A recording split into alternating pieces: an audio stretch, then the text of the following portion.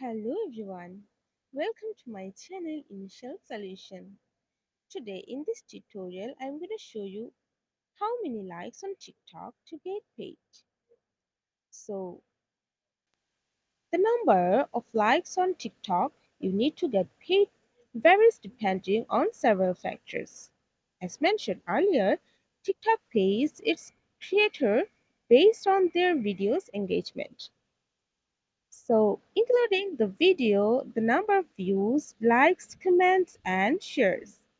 However, there's no fixed number of likes that you need to get paid on TikTok. The amount you earn on TikTok is entirely depend on your engagement rate, which includes like, views, comments, and shares.